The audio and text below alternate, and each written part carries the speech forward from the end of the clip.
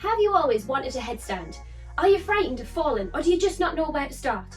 Well, in this video, I'm going to give you my 3 top tips for improving your headstand. And make sure you stay around until the end, as I'm going to share with you a bonus tip to really help improve your headstands. But first of all, who am I? I'm 𝐿𝐤𝐤𝐞, former Team GB gymnast, 3-time British champion, European medalist and world finalist. And on this channel, I'm going to give you everything gymnastics and cheerleading. Okay, tip number 1, you have to use progressions. And what I mean by this is going through all of the stages before you attempt a headstand. So to start with, I would link my hands together and wrap them around my head, as this is going to create a stable and safe foundation for you to practice beginning to headstand. From here, I would then move on to the tripod stance. I would begin by looking at some tucked headstands, then I would progress to pike, and then I would lift one leg up towards the vertical before attempting a straight legged headstand.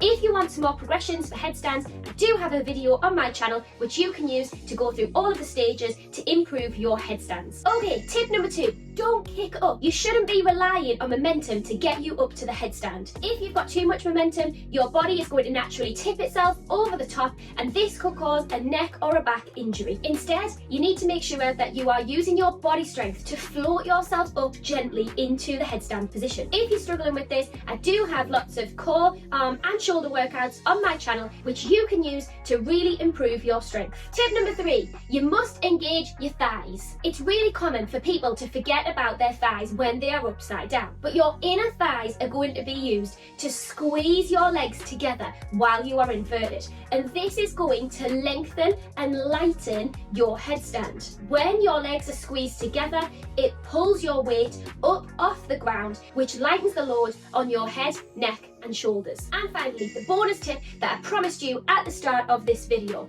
You have to set yourself a strong and solid foundation. For the first stance that I suggested at the start of the video, where you link your fingers and you put your hands around your head, you need to make sure that your weight is going through your forearms. If you feel like there is too much weight on your head, you need to adjust your foundation. And for the tripod stance, you need to be making a triangle where your head will form the top point of the triangle and your hands will form the bottom 2 points of the triangle.